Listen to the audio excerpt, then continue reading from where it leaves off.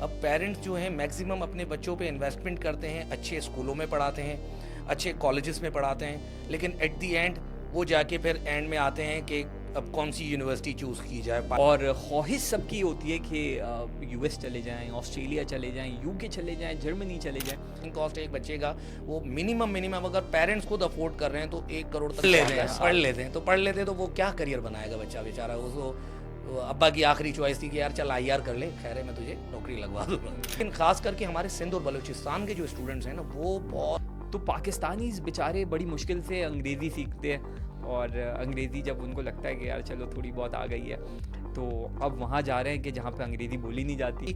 और शॉर्टकट के चक्कर में गए यूनिवर्सिटी में अप्लाई करके और वहाँ जाके एक दिन भी क्लास नहीं ली, 3 साल का वीज़ा मिल गया, बस 3 साल में जितना माल डब्बा करना है करो और एंड में पता चले फिर असाइलम ले लो।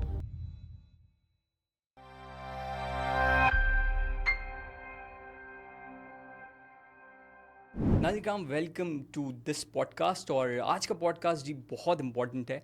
पाकिस्तान से जो है वो सब बाहर जाना चाहते हैं। अब बाहर जाएं कैसे? स्टूडेंट वीज़ा पे जाएं, वर्क वीज़ा पे जाएं, इमिग्रेशन करें या क्या करें? तो इन सब चीज़ों में जब इंसान होता है तो वो इसी कश्मकश में होता है कि यार समझ में नहीं आ रहा, जाना भी है और जाएं कैसे। तो अगर आज आपने ये पॉडकास्ट देख लिया तो सारे सवालात आपके जो हैं वो दूर हो जाएंगे। और आज हमने जिनको इनवाइट किया है सिटी एजुकेशन के नाम से 2006 से लातादाद लोगों को बाहर भेज चुके हैं स्टूडेंट वीज़ा पे, काउंसलिंग करते हैं स्टूडेंट्स की। तो इस हवाले से बहुत सारे सवाल आज हम कोशिश करेंगे कि आज के इस पॉडकास्ट में करें, मैक्सिमम सवालों के आपके जवाब लें। और ये वीडियो उन लोगों के लिए बहुत इंपॉर्टेंट है, लाइक पेरेंट्स जो अपने बच्चों को बाहर भेजना चाहते हैं, उन पार्टनर्स के लिए जो ये डिसाइड कर रहे होते हैं यार हम अपनी ज्वेलरी बेच के, अपनी गाड़ी बेच के या कुछ भी बेच के जी किसी भी तरीके से पाकिस्तान से चले जाएं। तो अगर आप ये वाला पॉडकास्ट देख लेंगे एंड तक तो आपके बहुत सारे सवाल जो हैं वो हल हो जाएंगे। तो इस पॉडकास्ट में मैक्सिमम चीज़ें जी कवर करने की कोशिश करेंगे। हमारे साथ मौजूद हैं CEO सिटी एजुकेशन दरिया खान साहब। इनसे हम बात करेंगे और सवालात का आगाज़ करते हैं। Sir, very warm welcome to you, बहुत शुक्रिया आपका टाइम देने के लिए। तो सर ये बताएं कि पाकिस्तान में महंगाई इतनी ज़्यादा चल रही है लेकिन उसके बाद भी सबकी कोशिश है बाहर चले जाएं, तो क्या कहेंगे इस हवाले से आप? सबसे पहले तो मेरा नाम दरिया खान चांडियो है, मैं सिटी एजुकेशन का CEO ऑनररी हूँ और सिंस 2006 से मैं स्टूडेंट्स की काउंसलिंग कर रहा हूँ, रहनुमाई कर रहा हूँ। तो अगर हम थोड़ा सा पास्ट की तरफ ही चले जाते हैं, अभी जो हालात चल रहे हैं इन्फ्लेमेशन, तो अभी तो हर कोई जो है वो मूव होना चाह रहा है अपने करियर को लेकर, अपनी एकेडमिक्स करियर को लेकर, अपने फ्यूचर करियर को लेकर, प्रोफेशनल करियर को लेकर। लेकिन इन 2006 की अगर मैं बात करता हूँ तो अगर उस टाइम पे हम स्टूडेंट्स को देखें तो उस टाइम पे भी रुझान नहीं था, क्वालिटी एजुकेशन स्टूडेंट्स का कंसर्न नहीं था। अब पेरेंट्स जो हैं मैक्सिमम अपने बच्चों पे इन्वेस्टमेंट करते हैं, अच्छे स्कूलों में पढ़ाते हैं, अच्छे कॉलेजेस में पढ़ाते हैं, लेकिन एट दी एंड वो जाके फिर एंड में आते हैं कि अब कौन सी यूनिवर्सिटी चूज़ की जाए। पाकिस्तान में अब अगर वो चाहता है कि मैं टॉप नॉच यूनिवर्सिटी में जाऊं तो मैक्सिमम उनकी अप्रोच कहाँ तक जाती है, इंजीनियर्स के लिए गुलाम इसाक खान यूनिवर्सिटी हो गई और मैनेजमेंट वालों के लिए लम्स यूनिवर्सिटी हो गई। बाकी अगर कराची और सिंध को देखें तो नस्ट और इनके पास मैक्सिमम यही ऑप्शंस हैं।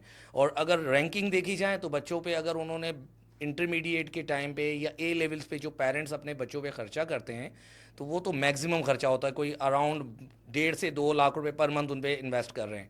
वो अराउंड चली जाती है 3 इयर्स की एकेडमिक ट्यूनियर पे, कोई 1 करोड़ बच्चे पे खर्च कर दिया। अब बाद में वो पढ़ा रहे हैं, किसी यूनिवर्सिटी का नाम क्या लें, मतलब वो लोकल इंस्टीट्यूट में जिसकी कोई रैंकिंग नहीं है इंटरनेशनल, और बाद में बच्चे का करियर 40-50 हज़ार से स्टार्ट हो रहा है और 1.5 लाख रुपये में वो ख़त्म हो रहा है। तो हमारा जो मेन मोटिव है, अभी जैसे हालात चल रहे हैं कि मैक्सिमम से मैक्सिमम इंटरमीडिएट से लेकर बैचलर्स तक जब ग्रेजुएट होता है बंदा, अपनी प्रोफेशनल करियर को स्टार्ट करता है, तो स्टार्टिंग उसका जो है वो ओनली 60,000 50,000 अंडर ट्रेनिंग। सही, तो हाँ, इतना ही है। वो वर्थ नहीं है। बच्चा अपने आप को फिर वो डिग्रेड और हालात को डीमोटिवेट होता है। डीमोटिवेट हो जाता है कि इतना पढ़ने के बाद, इतनी क्वालिटी एजुकेशन के बाद अब उसका करियर कहाँ आया। वो बच्चा पता चला वो रिटायरमेंट तक 1.5 लाख रुपए में रिटायर हो गया और और फिर कोई रिटायरमेंट प्लान भी कोई नहीं है। रिटायरमेंट प्लान भी नहीं है। अच्छा, ये बताएं 2025 तकरीबन एंड होने वाला है, एग्जैक्टली तो क्या परसेंटेज है अभी जितने लोगों ने अप्लाई किया हुआ है, फिर 2026 आ रहा है, तो क्या आप एक्सपेक्ट करते हैं क्या ये नंबर्स जो हैं वो आने वाले टाइम में और ज़्यादा इंक्रीज़ होंगे और रुझान जो है वो लोगों में अवेयरनेस आएगी, पेरेंट्स की भी एक ख्वाहिश होगी, स्टूडेंट्स की भी एक ख्वाहिश होगी। तो आपको लगता है कि आने वाले दिनों में जो है ये नंबर जो है वो और आगे जाएगा? डेफिनेटली बढ़ेंगे, बिल्कुल। देखें, यहाँ करियर तो है ही नहीं ना, एक तरीके से अगर आप खुद प्रैक्टिकल देखें मार्केट में, तो करियर तो है ही नहीं। तो नंबर्स तो बढ़ते ही चले जा रहे हैं। अगर हम बात करते हैं 2018-19 जो जो कोविड आया, तो कोविड में लोगों को अवेयरनेस आई कि भाई क्या करना चाहिए, और लोगों ने इंटरनेशनल मूव, हालांकि पूरी दुनिया में ऐसा नहीं है कि सिर्फ सिर्फ पाकिस्तानी का ही पाकिस्तान मूव में। हो रहा है। पाकिस्तानी का स्टूडेंट जो है वो यूएस जा रहा है या यूके जा रहा है या कहीं और कंट्रीज़ में वगैरह वगैरह, जहाँ भी उसका जो कंसर्न है, जो उसका एकेडमिक करियर है, उसको लिए वो परसू करने के लिए, इवन पूरी दुनिया में, इंडिया हो गया, श्रीलंका हो गया, इवन बांग्लादेश हो गया, तो everybody is moving there for their concern of their education. असल में तो है एजुकेशन, एजुकेशन ही इंसान को काबिल बनाती है, और काबिल बनने के बाद वो एक अपने स्टेटस को मेंटेन करता है। तो नंबर बढ़ेंगे, बिल्कुल बढ़ेंगे। इस साल का अगर काउंट देखा जाए, तो एक जनरल मार्केट में देखा जाए, तो एक छोटा सा कंसल्टेटिव, मैं कोई बहुत बड़ी बात नहीं कर रहा हूँ और बड़ा कंसल्टेंट भी सही। नहीं हूँ, लेकिन मेरे पास जो काउंट देख रहा हूँ, तो मेरे पास नंबर ऑफ एप्लीकेशंस इतने ज़्यादा हैं, और फैमिलीज़ के साथ, मतलब कुछ प्रोफेशनल्स भी जा रहे हैं, ऐसे नहीं कि सिर्फ स्टूडेंट्स। स्टूडेंट्स आ रहे हैं, हाँ, हाँ, सिर्फ स्टूडेंट्स नहीं, प्रोफेशनल्स प्रोफेशनल्स भी यहाँ से मूव हो रहे हैं। सारा टैलेंट जो है वो अब मूव हो रहा है यहाँ से, मूव तो हो रहा है। और बढ़ता ही चला जाएगा। इसका रेशो अगर हम देखें, तो यूथ के हिसाब से अगर हम एक एम्बेसी की, जर्मनी की एक छोटी सी मिसाल लेते हैं, जर्मनी में मोर देन 10,000 से 20,000 स्टूडेंट्स पर इनटेक में सिर्फ अपॉइंटमेंट में लाइन में वेटिंग पे होते हैं। 10 लाख तो निकल जाते हैं। तो सिर्फ जर्मनी को इतना लोग वो कर रहे हैं, कहते हैं फोकस कि कर रहे हैं। फोकस कर रहे हैं। बाकी और भी कंट्रीज़ हैं, फिनलैंड है, स्वीडन है, नॉर्वे। लोगों को पता भी नहीं था। अब तो जब से कोविड आया है, तो लोगों ने अवेयरनेस भी तो दी हुई, है। और कंट्रीज़ में वो मैप्स में भी पता चल गया कि भाई इस्तोनिया भी जाना है, अगर मैं टेक का बंदा हूँ तो मुझे फिनलैंड, स्वीडन भी जाना है। तो बढ़ेगा, काउंट और बढ़ेगा। 2026, 27, 28 तक मुझे लग रहा है कुछ स्टेबिलिटी आएगी, लेकिन कुछ बचेगा ही सही, नहीं। सही, सही। अच्छा, अब सबसे इम्पोर्टेंट सवाल ये पैदा होता है कि भाई जाएँ कहाँ? और ख्वाहिश सबकी होती है कि यूएस चले जाएँ, ऑस्ट्रेलिया चले जाएँ, यूके चले जाएँ, जर्मनी चले जाएँ, लेकिन बजट भी इन कंट्रीज़ का जो है वो बहुत ज़्यादा है। तो स्टूडेंट्स को क्या चीज़ें कंसीडर करनी चाहिए ये डिसाइड करने के लिए कि यार मुझे किस मुल्क में जाना चाहिए? भाई, फर्स्ट ऑफ ऑल सबसे पहले तो हम देखेंगे कि चॉइस ऑफ इंटरेस्ट। कुछ स्टूडेंट्स तो अपना कंसर्न होते हैं अपने प्रोग्राम चॉइस को लेकर, जिसने थ्रू आउट बचपन से ख्वाब देखा हुआ है कि मैं भाई मैकाट्रॉनिक्स इंजीनियर बनूंगा, कोई एरोनॉटिकल इंजीनियर बनूंगा। तो उनका तो चलो कंसर्न होता है कि मैं पर्टिकुलर, मेरी कोर्स चॉइस है और बजट मेरा ये है। अब मैं किसी फाइनेंशियल साउंड फैमिली से ताल्लुक़ रखता हूँ, तो चलो उनके लिए तो कोई प्रॉब्लम नहीं है, just they have to move on and वो अपनी डेस्टिनेशन पे पहुंच जाते हैं। अब मोस्टली अब पाकिस्तान में जो हालात चल रहे हैं, जिस तरीके से अभी कंट्री की करेंसी डीवैल्यूड है, और पहले भी फेसेस वही थी। अगर देखा जाए, तो अगर आप थोड़ा सा बिहाइंड द सीन देखेंगे, तो 4,000 पाउंड, 6,000 पाउंड, 8,000 पाउंड, 10,000 पाउंड। आज भी वही है, 6,000 पाउंड, 8,000 पाउंड, 8,000 यूरो, 10,000 यूरो, $15,000। लेकिन कन्वर्जन रेट देखें, तो पहले $15,000 15 लाख बनते थे, अब $15,000 35 लाख रुपए बन जाते हैं। सही है। तो इट्स अनअफोर्डेबल हो जाता है। अब कंट्री चॉइस को कैसे बच्चों को करना चाहिए, या पेरेंट्स, अब पहले तो हम करेंगे स्टूडेंट्स के हवाले से। जो स्टूडेंट्स अंडर ग्रेजुएट, मास्टर्स वाले, जो उनका अपना हायर एजुकेशन के लिए जाना चाहते हैं, बजट फ्रेंडली कंट्रीज़ में अगर वो देखना चाहते हैं, तो मैं उनको सबसे ज़्यादा सजेस्ट करूँगा यूरोप में ना। यूरोप में बहुत सारी ऐसी कंट्रीज़ हैं जो अब education is not in education now, education is business for all the business. Country. ठीक है, education is business now. Business. तो अब फोकस करेंगे हम बिल्कुल लोएस्ट बजट कंट्री से, तो जिसकी अफोर्डेबिलिटी 10 से 15 लाख, 15 से 20 लाख रुपए अफोर्डेबिलिटी है। तो मैं उनको कहूँगा कि भाई आप जो है वो रोमानिया और लिथुआनिया, लैटविया, इन कंट्रीज़ को फोकस करें कि वो बजट फ्रेंडली हैं। ठीक है, इतनी तो फीसेस वगैरह यहाँ पर भी बंदा अपने आप पर, बच्चे अपना पेरेंट्स में बच्चों पे इन्वेस्टमेंट करते हैं, ऑब्वियसली इतनी करते हैं। तो जो अफोर्ड नहीं कर सकते पेरेंट्स, उनके लिए ये बजट फ्रेंडली कंट्रीज़ हैं।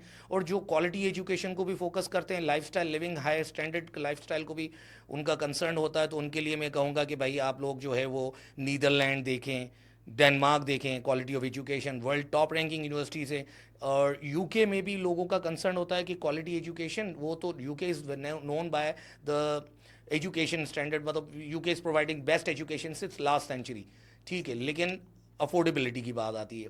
अब वही top ranking university, top 500 university का बच्चे का कंसर्न है कि यार मैं बैचलर्स भी करूं और वर्ल्ड रैंकिंग यूनिवर्सिटी भी हो और मुझे अफोर्डेबिलिटी भी हो, तो इस तरीके से वो यूके उनके लिए अफोर्डेबल नहीं होता है, क्योंकि यूके में अगर टॉप रैंकिंग यूनिवर्सिटी को फोकस कर दिया तो वो कोई हाई फीस पे चली जाती और है, वो 18, फिर अफोर्डेबल नहीं रहती। अफोर्डेबल नहीं होती है। और वही रैंकिंग यूनिवर्सिटी अगर हम देखें कि वो स्वीडन, फिनलैंड, वो अफोर्डेबली भी आ जाती है। लेट सपोज हम एक मिसाल ले देते हैं कि यूके की जो पर ईयर ट्यूशन फी और लिविंग कॉस्ट है एक बच्चे का, वो मिनिमम अगर पेरेंट्स खुद अफोर्ड कर रहे हैं तो 1 करोड़ तक तो आता है साल का उसका tuition fee including living cost, जो एक्सपेंस इसके है। एक्सपेंसेस। और अगर यही हम बजट ले आए और उसको मतलब चॉइस अगर वही टॉप रैंकिंग उसी कैटेगरी की यूनिवर्सिटी, और फिनलैंड हम रखते लेते हैं, फिनलैंड की टॉप 10 यूनिवर्सिटीज़ हैं, लाइक तुर्को, ओलू, टाम्प्रे, बहुत सारी यूनिवर्सिटीज़ हैं। वो तो बहरहाल स्टूडेंट्स को इसमें डिटेल्स में हमारी जो है वो शेयर कर देंगे बाद में। सही। तो उसमें ये होता है कि tuition fee same top 300 university, और ट्यूशन फीस 30 लाख रुपए, लिविंग कॉस्ट 20 लाख रुपए, 50 लाख रुपए में वो उसी टॉप लेवल यूनिवर्सिटी की। और ग्रेजुएट होने के बाद देखिए करियर तो बच्चे के ऊपर खुद, वो तो नसीब का बात है। हम जी। नहीं कह सकते कि यूनिवर्सिटी ही करियर बनाती है, स्टूडेंट अपना करियर खुद बनाता है। तो यूनिवर्सिटी तो एक प्लेटफॉर्म होता है जिसको जाके वो अपना ग्रूम करता है। लाइफ स्टाइल के हिसाब से देखें तो अफोर्डेबिलिटी में सबसे बेस्ट जो है मैं कहूँगा कि फिनलैंड इज़ जो है कह सकते हैं कि हैप्पीस्ट कंट्री। तो वैसे ही गूगल करेंगे तो पता चल जाएगा happiest country in the world, Finland का नाम आएगा। लेकिन वाई हैप्पीस्ट? बिकॉज वहाँ पर एजुकेशन फॉर दोस्त जो मतलब जो बैचलर्स करने जा रहा है 4 साल के बाद उसके पास पीआर ऑप्शंस हैं, तो बंदा जा ही सेकंड सिटीजन, सेकंड होम के लिए जा रहा है ना। ऐसे नहीं कि डिग्री लूँ चाइना से और फिर वापस आ जाऊँ, सिंगापुर जाऊँ और वापस आ जाऊँ, मलेशिया जाऊँ वापस आ जाऊँ, कहीं वहाँ पर इमिग्रेशन पॉलिसीज़ और स्मूथनेस नहीं है। लेकिन ये कंट्रीज़ फिनलैंड, स्वीडन, स्कैंडिनेवियन या यूरोपियन, इटली आजकल बड़ा मार्केट में वबा चली। इटली ने असल में, इटली की क्वालिटी एजुकेशन इतनी नहीं थी। इटली की जितनी भी यूनिवर्सिटीज़ थी उनकी रैंकिंग बहुत बिलो थी। तो ये इनकी पॉलिसी होती है कि फ्री एजुकेशन करके नंबर ऑफ ग्रेजुएट्स निकाल के उन्होंने अपनी रैंकिंग बढ़ाई। आजकल तो इटली ने वीज़ा देना भी शुरू कर दिए हैं। पहले ये था कि इटली वीज़ा नहीं देता है, रिजेक्शन एडमिशन दे देता है। लेकिन एग्जैक्टली। आजकल बहुत ज़्यादा लोगों ने लगाए हुए हाँ, वीज़ास। अब देखते हैं इटली को, इस जो 3 से 4 साल में जो इटली ने, असल में इटली ने जो अपनी स्कॉलरशिप जो स्टार्ट की थी वो 2016 में की थी। बच्चों को पता नहीं था उस टाइम पे, सही। उन्होंने उस टाइम पे वो पेड अमाउंट भी यहाँ डायरेक्टली भेज देते थे। स्टूडेंट की जो लिविंग कॉस्ट और वीयर वो जो स्कॉलरशिप होती थी वो चेक भेजते थे। तो अच्छा। मैंने 2016 में जो पहला केस किया था स्टूडेंट का, फिनलैंड ना सॉरी इटली का, इटली का। तो इटली में पहला जो स्टूडेंट था उसको वहाँ से चेक भी दिया, चेक भेज के दे दिया कि भाई हम आपको पैसे भी दे रहे हैं और इसी पैसों से ट्रैवल करके आओ। अपने लेकिन मतलब पैसे भी नहीं लगाओ। पैसे भी नहीं लगाओ, सारी चीज़ें, क्योंकि उनको नंबर ऑफ ग्रेजुएट्स चाहिए था। नंबर ऑफ ग्रेजुएट से यूनिवर्सिटी की रैंकिंग बढ़ती है, वो भी इंटरनेशनल स्टूडेंट से। सही। तो इस तरीके से उन्होंने मार्केट में इन हुए। फिर कोविड के टाइम पे लोगों ने थोड़ा सा घर पे बैठ के जो है अपने अपने हाथों में सबने अपना अपना टीवी पकड़ लिया और किसी ने अपनी लर्निंग की, किसी ने बोला कहाँ जाना चाहिए। तो फिर इटली उस टाइम पे थोड़ा सा बूस्ट हुआ, वबा हुई, फिर पता चला। अब नंबर ऑफ ग्रेड उनको चाहिए स्टूडेंट्स। अब यहाँ से थोड़ा सा हम माजरत के साथ कहना चाहूँगा कि हमारे जो देसी लोकल्स हैं, इंडियंस, अफ्रीकन, पाकिस्तानी और बहुत सारे एप्लीकेंट्स ऐसे हैं कि वो गेटवे ही बना रहे हैं। अब एजुकेशन उनका कंसर्न है, उनको एजुकेशन चाहिए, स्टूडेंट चाहिए, ग्रेजुएट हो वहाँ से डिग्री ले। लेकिन यहाँ से बच्चे क्या कर रहे हैं, वहाँ जा रहे हैं, स्टाइपेंड भी क्लेम कर रहे हैं, एजुकेशन भी, एडमिशन भी लेके जा रहे हैं, गेटवे भी बना रहे हैं, और वहाँ जाके फिर ना एजुकेशन ले रहे हैं और सुबह शाम कमाने के चक्कर में कोई किसी कंट्री में जाके असाइलम ले रहा है तो कोई किसी तरीके से अपना गेटवे बना के जा रहा था। तो सही उससे सही। उन्होंने देखा कि भाई स्टूडेंट्स जो हैं ये तो गेटवे बना रहे हैं, ख़ास करके एशियंस। हमारे जो रीजन, जो हमारा रीजन बड़ा ख़तरनाक रीजन है ना, ठीक सही है, है, इसमें इंडियन हम पाकिस्तानी। इंडियन पाकिस्तानी, हमारा रीजन बड़ा ख़तरनाक है।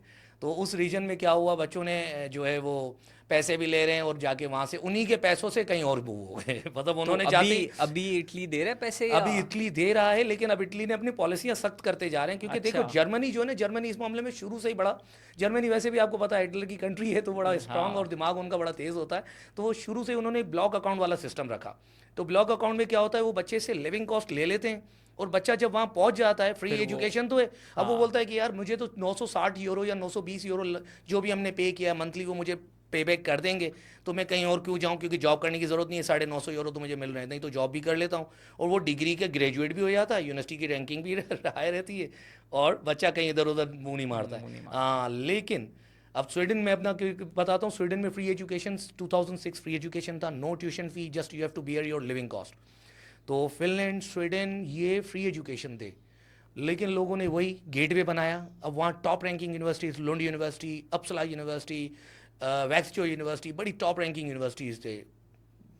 वहाँ पहुँचे हैं, पहुँचने के बाद ना रजिस्ट्रेशन की, ना इनरोल हुए, और जाके जर्मनी में पासपोर्ट फाड़ के असाइलम ले रहे हैं, कुछ क्या कर रहे हैं। तो उन्होंने भी आस्ते आस्ते आस्ते आस्ते हमारे चीज़ें डिवीजन को सब कर दी। समझ गए। वो हमें हमें समझते हैं, क्योंकि उनके पास दो ऑप्शंस नहीं होते, वो एक ऑप्शन पे चलते हैं, व्हाट्स योर चॉइस।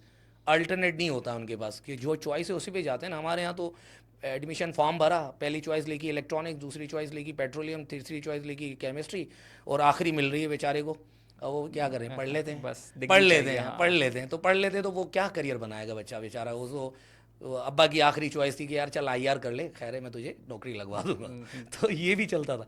खैर अभी इटली का जो ये वीज़ा रेशो बढ़ा है, ये इन्होंने 3-4 सालों में, पहले तो वो कहीं आप, लेकिन ख़ास करके हमारे सिंध और बलूचिस्तान के जो स्टूडेंट्स हैं ना, वो बहुत ज़बरदस्त स्टूडेंट्स हैं। उनको मैं बड़ा अप्रिशिएट करता हूँ, वो उन्होंने नाम ख़राब नहीं किया है। ठीक है, अच्छा। वहाँ जाके वो डिग्री भी लेते हैं, अपना स्टेटस भी बिल्कुल प्रॉपरली वो मेंटेन करके आगे चेंज करवाते हैं स्टेटस। सही लेकिन सही। दूसरे जो रीजन्स के लोग हैं, अब उनको हम क्या कह सकते हैं, उनका तो कंसर्न ही बस बाहर निकलना बस है, बाहर निकलना है। बाहर निकलना है, और वहाँ जाके जो बस माल डब्बा करना है, या जो भी उनके पास जो टर्मिनोलॉजी होती है वो लेकर आते हैं, एक प्लान लेकर आते हैं। लेकिन यहाँ वाला बंदा अपना करियर को स्टेप बाय स्टेप फॉलो करते करते करते एक स्टेज एक पे प्रोसेस के साथ एक आगे। प्रोसेस पे पहुँचता है।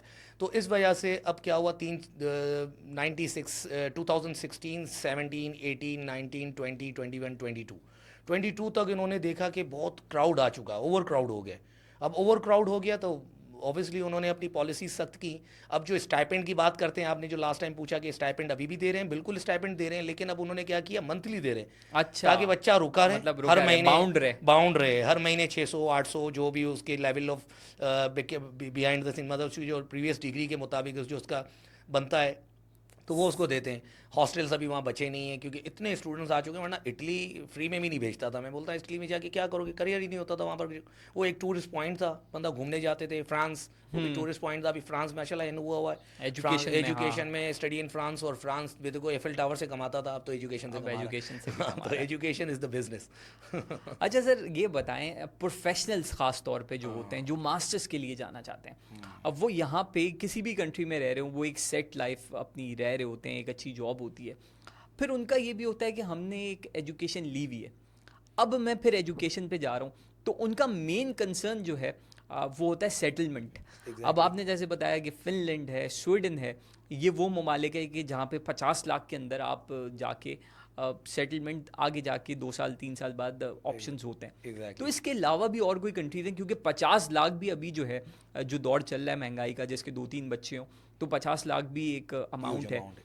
तो कोई और ऐसी कंट्रीज कम बजट में कि जहाँ जाके आप जो है लॉन्ग टर्म सेटलमेंट की तरफ जा सकें? नहीं, फैमिली के साथ अभी जैसे हम देख रहे हैं कि फैमिली के साथ जो मोस्टली जो प्रोफेशनल्स हैं वो तो ऑब्वियसली मैरिड है और बच्चे वाले हैं, किसी को अपनी फैमिली के साथ ही मूव होना होता मोस्टली। तो बजट फ्रेंडली अगर देखें तो 40-50 लाख से कम वाली कंट्री में ना हमारे लिए कहीं ऑप्शन नहीं बचा है फैमिली के साथ कहीं जाने नहीं की। है। कहीं नहीं बचा है। मिनिमम मतलब मिनिमम 50 लाख, 40 से 40 से 50। 50 लाख रुपए आपके होने चाहिए। 2% की फैमिली या 3% या 4% बच्चे वगैरह मतलब डिपेंडेंट हो गए, स्पाउसेस हो गया।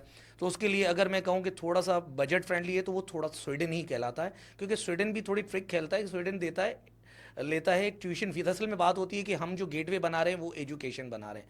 अब एजुकेशन में उनकी यूनिवर्सिटी का स्टैंडर्ड है, उसकी एक ट्यूशन फ़ी है। अब वो ट्यूशन फ़ी अराउंड कोई 6,000 यूरो 7,000 यूरो पर सेमेस्टर है। तो वो ईयरली देखे तो वो 14,000 यूरो 12,000 यूरो। अब 12,000 यूरो अगर वो एक साथ लेंगे तो बहुत ज़्यादा ज़्यादा लग हो रहे होते, जाएंगे, बहुत हाँ। ज़्यादा लग रहे होते हैं। तो 6,000 यूरो लेके वो बच्चे को बुला लेते हैं। बुला लेते हैं। बुला भी क्या लेते हैं, उनका तो स्टूडेंट चाहिए, हम हाँ, जा रहे होते हम हैं। चले जाते हैं हमारा कंसर्न होता है कि यार कि सस्ता बस हो रहा पहुंच है, जाओ। पहुंच जाओ, बस सस्ते में पहुंच जाओ। लेकिन भाई उनको एजुकेशन कंप्लीट करनी होती है, क्योंकि जो शॉर्टकट के चक्कर में पड़ते हैं वो कभी भी जो है ना सेटल नहीं हो पाते। मैं एक बच्चों को ये बात क्लियर कर दूंगा, पेरेंट्स को भी, जो बच्चों को सिर्फ ये बोले बाहर भेज दूँ और वो सेटल्ड हो जाएगा, ऐसा नहीं। अपना ट्रैक प्लान बना के जाए, जो भी जा रहा है। अब उसका एजुकेशन कंसर्न, एजुकेशन पे जा रहा है तो एजुकेशन ले, क्योंकि इमिग्रेशन को सब चीज़ पता होती है। पहले मोनेटाइजेशन इतनी नहीं होती थी। ईगल मूवी हमने देखी थी 98 में, लेकिन अब ईगल आए है, चिप है, मोबाइल है, एवरीथिंग इज ट्रैकिंग। पता है हाँ, उनको। उनको पता है कि व्हाट ही इज़ डूइंग। तो वहाँ जाने के बाद बच्चा जो है वो डिग्री ले ही नहीं रहा है, क्लासेस अटेंड कर नहीं रहा है, और उसके बाद बोलता है यार मुझे पीआर भी चाहिए और पासपोर्ट भी चाहिए। लोगों को 15-15 साल लग जाते हैं, जो प्रोसेस ही 4 साल का है। सीधा सीधा मास्टर्स करने जा रहा है, भाई 2 ईयर्स का प्रोग्राम है, ये 1 ईयर का प्रोग्राम है, वो कंप्लीट किया, उसके बाद उसका नेक्स्ट स्टेप है कि भाई अब मुझे visa category post study work पे आना है, पीएसडब्ल्यू जिसको कहा जाता है, या किसी को पोस्ट स्टडी वर्क कहते हैं। अब उस कैटेगरी में भी आए तो वहाँ रहने के लिए एक रूल्स होते हैं ना, जैसे पाकिस्तान में हम रह रहे हैं तो नो रूल्स हैं और सब कुछ चल रहा है, लेकिन वहाँ सही। एक रूल्स होता है, एक वहाँ दायरा rules बना हैं। हुआ है, दायरे बने हुए, तो उसमें रहना पड़ता है। अब उसमें अगर वो कंटिन्यू रहता है तो वो बिल्कुल अपना करियर को, समझ लो कि वो अपना पासपोर्ट लेना उनके लिए कोई मसला नहीं मसला है, नहीं हाँ है। कोई मसला नहीं होता है। लेकिन आज वही है कि इसको देख के चला जाऊं बाहर, उसको देख के चला जाऊं, तो हर बंदा कोई ना अपना कोई अपना, जुगाड़ हो हाँ जाएगी। हाँ, कोई ना कोई जुगाड़ होता है, हर बंदा अपना नसीब लेके जाता है, और अपने ऊपर ट्रस्ट होना चाहिए, और जो प्लान हो वो थ्रू आउट डे 1 से अपना प्लान बना के जाए। तो बजट फ्रेंडली में देखें, फिर फैमिली के साथ जो मूव होना चाह रहे हैं, मैं उनको बिल्कुल मतलब मिनिमम 40 से मिनिमम से 50 लाख होने ही होने चाहिए।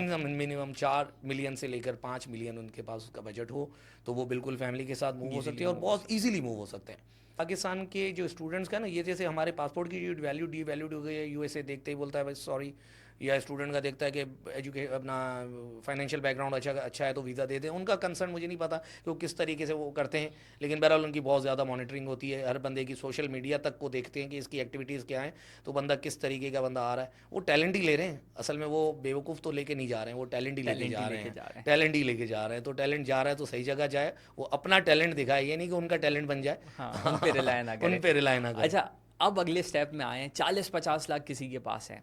अब वो अपनी जमा पूंजी लगा के जो है, फॉर एग्जांपल बोलता है कि चलो यार लेट्स प्लान, अब हम मूव करते हैं। तो वहाँ जाके सेटलमेंट के जो हैं वो कितने ऑप्शंस होते हैं? फॉर एग्जांपल कि आपको एजुकेशन भी हासिल करनी है, फिर आप 40-50 हज़ार रुपये इन्वेस्ट करके गए हो, बहुत ज़्यादा अगर लेके जाओगे तो 10-15 लाख रुपए लेके चले गए। तो वहाँ क्या अफोर्डेबिलिटी है, क्या चीज़ें स्टूडेंट्स इजीली मैनेज कर लेते हैं? और वहाँ पे जो उनके लिव इन एक्सपेंस है वो हो गई, फिर अगर बच्चे हैं, फैमिली है, सारी आपको चीज़ें वहाँ पे मैनेज करनी है, तो क्या वो स्टूडेंट इजीली कर लेते हैं, या फिर 40-50 लाख खर्च करने के बाद भी वहाँ प्रॉब्लम में आ जाता है? Nice question. अच्छा देखिए, इसमें स्टूडेंट्स जो है ना मोस्टली जो प्लान करके जाते हैं, वो किसी ना किसी को या तो आइडियल बना के कि यार ये मेरा दोस्त चला गया, वो सेटल्ड हो गया, अब मैं चला जाता हूँ, मैं भी सेटल्ड हो जाऊँगा, ठीक है। वहाँ पर भाई आप जब जो भी वीज़ा कैटेगरी ले रहे हो, स्टूडेंट वीज़ा कैटेगरी में फिनलैंड और स्वीडन की बात करते हैं, तो स्वीडन में जो है ना वो रेस्ट्रिक्टेड वर्किंग आवर्स है ही नहीं, अनरेस्ट्रिक्टेड वर्किंग आवर्स हैं। तो आपको ऑप्शन मिलता है कमाने का, यहाँ पर भी तो कमा रहे हो ना, है मेहनत कर रहे हो, तो वहाँ जाके करने में क्या है, ठीक है। अब बच्चे वो बोलते हैं यार वहाँ जाते ही जो है मुझे बस कोई बैठा हुआ और मुझे जॉब दे दे और मेरा जानने वाने निकल आए और वो सिस्टम बन जाए, तो ऐसा नहीं होता है। अब वहाँ पर आपको अगर हम अब 2 कंट्रीज़ में फिनलैंड हो गया और स्वीडन हो गया, ये जो कंट्रीज़ है इसमें तो फैमिली के जो स्पाउसेस हैं उनको फुल टाइम वर्क अलाउ होता है, स्टूडेंट को 30 आवर्स पर वीक अलाउ होता है, बच्चों की एजुकेशन फ्री, मेडिकल फ्री। जो असल सोशल सिक्योरिटी देखी जाए ना, तो सोशल सिक्योरिटी असल में बात आती है, तो वहाँ चलता है उमर लॉ।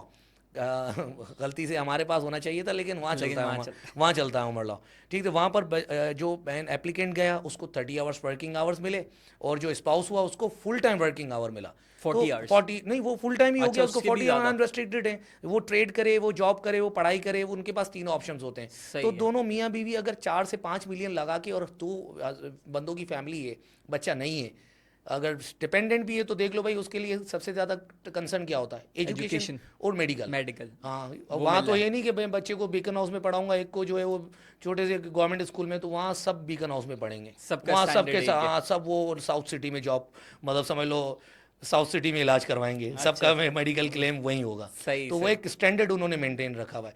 तो आपने सिर्फ अपना लिविंग कॉस्ट बियर करना है, ठीक है, वो बहुत अफोर्डेबल है और आसानी से हो जाता है। 1000 euro is nothing for international persons to earn. वहाँ पर 2000-3000 यूरो अगर बंदा आराम से कमा लेता है, तो अपनी अफोर्डेबिलिटी आगे के प्लान्स भी कंटिन्यू कर सकता है, क्योंकि यहाँ से जाने के बाद आता कोई भी नहीं है, सेटल हो जाता है। सेटल्ड ही हो जाते हैं मोस्टली। पहले वो पहले होता था कि पढ़ाई करके मैं वापस आऊँगा और हाँ, फिर ज़मींदारी अपने मुल्क संभालना, में, अपना हाँ। अपना वो पहले सेटअप भी होता था उनके पास, प्लेटफॉर्म भी होता था। अब तो ज़मींदार भी भाग रहा है।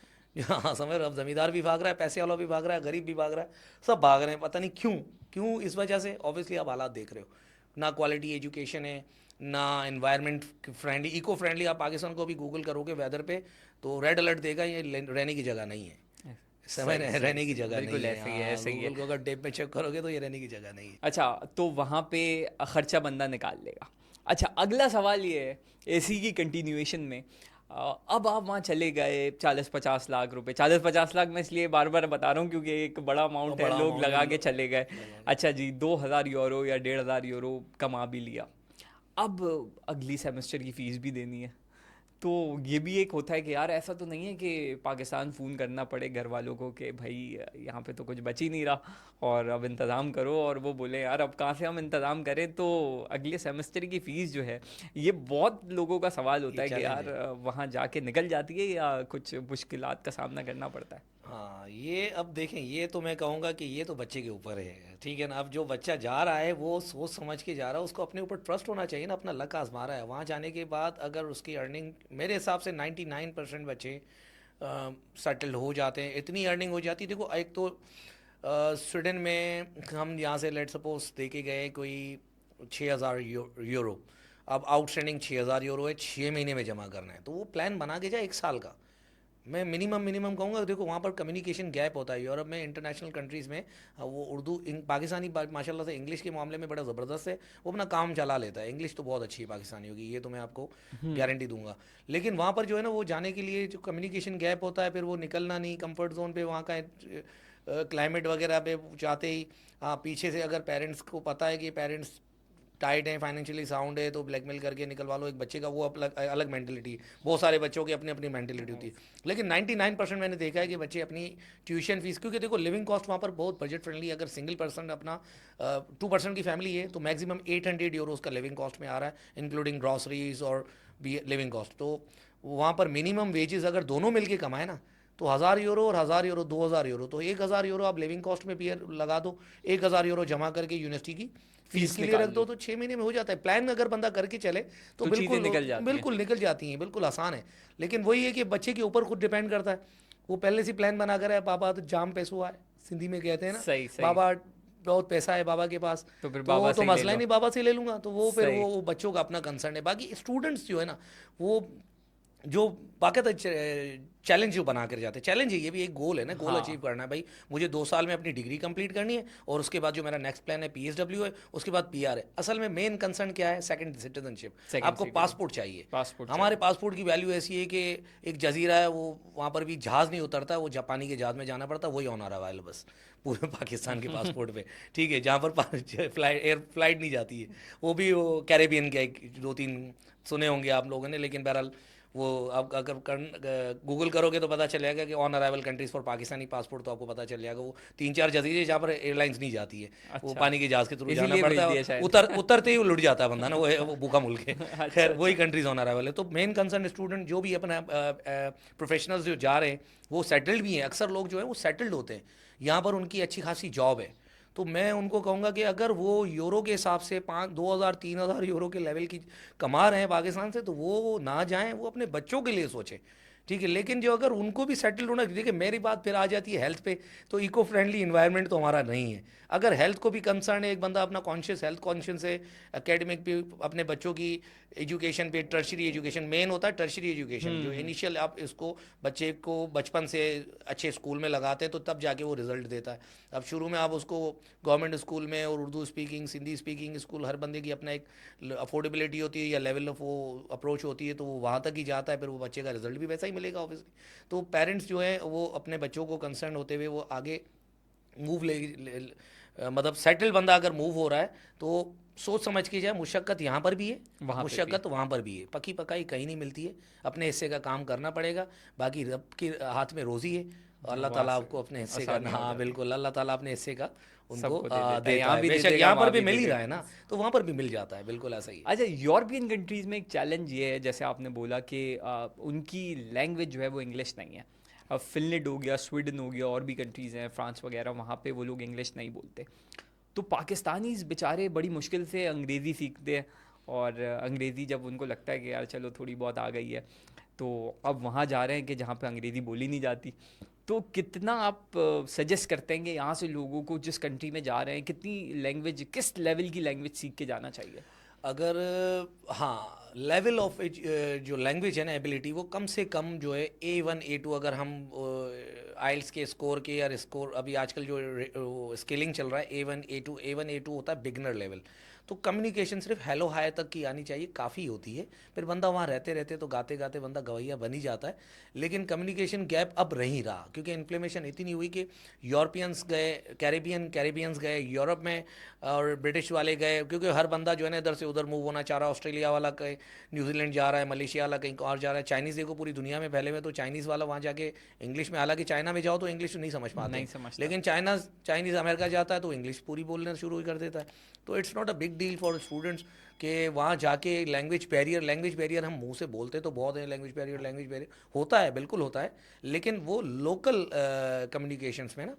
लेकिन आप अभी जैसे 99% जो है ना लोग, अब मुझे नहीं लगता है कि इंग्लिश जो है वो तो स्किल्स में आ चुकी है। इंग्लिश अब लैंग्वेज नहीं रही, इंग्लिश अब स्किल्स हो चुके हैं ना, एक नीड हो गई है नीड हो गई है, स्किल्स हो चुका है। तो इंग्लिश बेसिक जिसको आती है ना तो वो तो अपना गुजारा कर ही जाता है, पूरी दुनिया और में कर पूरी सकता दुनिया में गुजारा कर जाता है। बाकी थोड़ा बहुत जिस मुल्क में जाएगा ऑब्वियसली, आप इंटीरियर में जाओ कहीं पर भी चले जाओ, वहाँ की लोकल लैंग्वेज होती है तो सुनते बोलना भी शुरू कर ही लेता है। तो बोलना बिगनर में सही। A level A1 A2। अब कुछ कंट्रीज़ की पासपोर्ट लेने के लिए कंडीशंस होती है कि आपको PR लेने की कंडीशन है। स्वीडिश है, फिनलैंड है, तो फिनलैंड में मोस्टली लोग बोलते हैं कि यार फिनिश लैंग्वेज, हाँ बिल्कुल मैं मानता हूँ फिनिश लैंग्वेज दुनिया की सबसे मुश्किल लैंग्वेज में आती है। जैसे चाइनीज़ लैंग्वेज है वो मुश्किल लैंग्वेज है, लेकिन लोग सीख जाते हैं चाइनीज़ लैंग्वेज में, आपने देखा होगा अब पाकिस्तान। पासपोर्ट चाहिए तो फिर कुछ हाँ भी तो कुछ भी करेंगे। करेंगे। तो लैंग्वेज जो है ना इतना मुश्किल काम नहीं है। स्वीडिश आसान लैंग्वेज है, स्वीडिश को जो है वो B1 B2 लेवल पे बंदा सीख जाता है, और आफ्टर एजुकेशन उसको PR के लिए कोई मुश्किल नहीं होती। वो बंदा जब 4 साल रहेगा ना उन्हीं लोगों में बीच में, अब यहाँ बैठ के मैं जो है वो फ्रेंच सीख लूँ, मुमकिन नहीं है, मुमकिन नहीं है, कम्युनिकेशन ही नहीं है, एनवायरनमेंट ही नहीं है, एनवायरनमेंट भी नहीं है, किससे बात करेगा, खुद से बात करके खुद नहीं नहीं सीख सीख सकता। सकता। तो जाना तो पड़ेगा बस स्टेप, बेसिक सीख के बेसिक सीख के बंदा निकले हेलो और हाय फिर और वहाँ निकले, और जाके अपना जो है वो स्टेप उठाया तो इंशाल्लाह इंशाल्लाह जो है ना वो सेटिंग हो जाती है। मैं नहीं समझता हूँ कोई ऐसा कोई, बोलते तो शुरू में बहुत हैं। और अच्छा आजकल ये भी है, आजकल क्या है, ये मैं 2006 से एक्सपीरियंस कर रहा हूँ।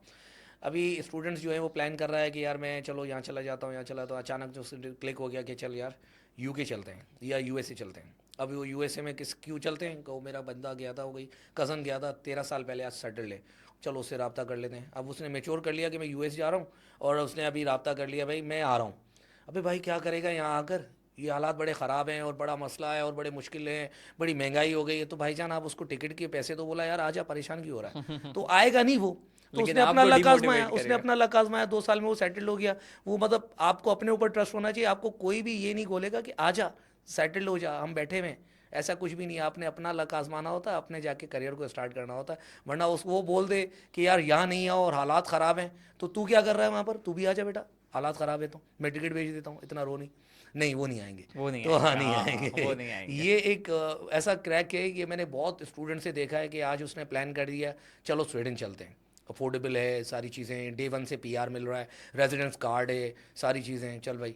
अब उसने देख लिया, कोई ग्रुप चेक कर लिया, ग्रुप में वो फारिग बंदे बैठे हैं, वही रिप्लाई दे रहे हैं। काम वाले बंदों से मैसेज करो तो वो बोलता है सैटरडे संडे को बात करना। हाँ हाँ वो फारिग बंदे बैठे हुए, उन्होंने फारिग वो बैठे हुए क्योंकि वो PR पे बैठे हुए हैं। और PR पे जो बैठा हुआ होता है ना, PR पे फिनलैंड जैसी कंट्री में लिविंग जो है वो आपको घर बैठे house allowance, spouse allowance, child allowance, 2-3 हज़ार यूरो जब घर पे मिल के बैठ रहे हैं, वही तो रोटी ज़रूरत कपड़ा क्या मकान जब मिल है। रहा है, तो कमाने की क्या कमाने ज़रूरत है। की ज़रूरत क्या है। ठीक है, तो वो सारी चीज़ें वहाँ हो रही है, तो वो तो कमा ही नहीं रहे, फारिग बैठे हुए नेट पे बैठ के वो सिर्फ लोगों को जो है डिग्रेड कर रहे होते हैं या कमेंट्स दे रहे होते हैं। ठीक है, तो ये इस चीज़ों को थोड़ा सा स्टूडेंट्स को मैं ये कहूँगा कि जो अपना बना रहे हो ना विजन को, उस पर लग जाओ, और इंशाल्लाह सक्सेस मिलेगी, अल्लाह को हाजिर। और एक और है ना कि सिर्फ इसमें पाकिस्तानी नहीं, इंडियंस बहुत ज़्यादा डिमोटिवेट करते हैं। यूट्यूब अगर आप खोल के देखें, क्योंकि बंदा जिस कंट्री जा रहा होता है तो वो, अब सोशल मीडिया का दौर है, वहाँ पे आपने जी सर्चिंग शुरू करी, अब आपने यूट्यूब पे लिखा तो बहुत सारी वीडियोज़ ऐसी आ जाएंगी जो कहेंगी भाई यहाँ पे तो हालात बहुत ख़राब है, नौकरी ही नहीं है, ये नहीं है, वो नहीं है। वही आपकी बात कि अगर भाई इतनी हालात ख़राब हैं तो वापस क्यों नहीं आते, हाँ तुम कहाँ लेकिन क्या वापस कर नहीं आएंगे। लेकिन जो बंदा आना चाह रहा है अब वो बोल रहा है यार मैंने तो फीस भी जमा करा दी, मैंने तो यहाँ से नौकरी से भी रिज़ाइन दे दिया, सारी चीज़ें अपनी क्लोजिंग कर दी, और अब क्या होगा।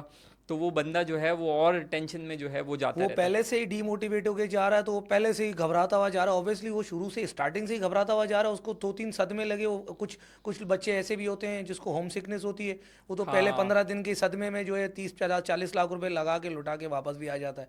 तो भाई मैं उन बच्चों को कहूँगा कि भाई अपना कंसर्न जो है ना वो कंसंट्रेशन बढ़ा लो, किसी की भी नहीं सुनो, अल्लाह से मशवरा स्ट्रॉन्ग रहो, करो और अपने माँ बाप से दुआ लो और निकल जाओ। निकल जाओ। इंशाल्लाह आपकी जर्नी सक्सेस होगी। जो जीआई के जाते हैं अपना सिंध से, या कोई पंजाब जाता है सीएसएस करने के लिए, तो वो घर बार छोड़कर जाता है और एंड में आके जो कंसर्न होता है वो बंदा अपना गोल अचीव करता है। बल्कि 99 प्रॉब्लम्स तो अगर आप कराची के एक इलाके से दूसरे इलाके में शिफ्ट होंगे तो वहाँ पे भी वहाँ आप पर जब भी जाएंगे घर लेंगे तो 19-20 आपको बिजली का काम भी कराना है, बाथरूम में भी काम कराना है। तो ऐसे जब आप पूरी मुल्क आप छोड़ के जा रहे हो हिजरत तो करना एक प्रॉब्लम तो आएगी। हिजरत करना एक बहुत बड़ा वो होता है। देखो आप वही आप वाली बात है कि मोहल्ला चेंज करो तो प्रॉब्लम होती है, और ये तो हिजरत है, तो मुशक्कत तो आएगी मेरे भाई। आएगी। हाँ पक्की पकाई। मतलब देख लो दुनिया में इंसान जो है ना वो कंफर्ट जोन को ढूंढ रहा होता है। मरने के बाद कंफर्ट जोन मिलेगा, बाकी जो दुनिया में हाँ, अपने हिस्से का काम कर लो, और बाकी जो है वो नसीब में जो लिखा होगा होगा। बाकी टू बी वेरी ऑनेस्ट, जो है अब मैं कहूँगा कि बच्चे जो हैं अपनी एजुकेशन को लेके ना, ये जो इतना इन्वेस्टमेंट करते हैं ना, अपना खर्चा करते हैं अपनी पाकिस्तान में, जो ए लेवल्स पढ़ लूँ ताकि मैं बहुत सेटल हो जाऊँगा, तो भाई उनको मैं कहूँगा कि मेहरबानी करके ना एक अपना विजन बनाओ, अच्छी क्वालिटी एजुकेशन के लिए अपना एक गोल बना लो। Either you want to do finance, और मतलब उस पर्टिकुलर यूनिवर्सिटी को देखो कि भाई मुझे मैसेच्यूसेट्स ऑफ बॉस्टन यूनिवर्सिटी में पढ़ना है, एमआईटी यूनिवर्सिटी में पढ़ना है, तो एमआईटी के लिए वो सेट की तैयारी करे और जाए वो एमआईटी। भाई क्यों नहीं जा रहा है वो, उसको जाना चाहिए ना। वो बच्चे बस भाई मेरा बाप पेरेंट्स जो है बच्चा मेरा करीब रहे, वो इतना खर्चा कर लिया 1.5 करोड़ पे, और बैरिया यूनिवर्सिटी में एडमिशन दिलवा दिया, इकरा यूनिवर्सिटी में एडमिशन दिलवा दिया।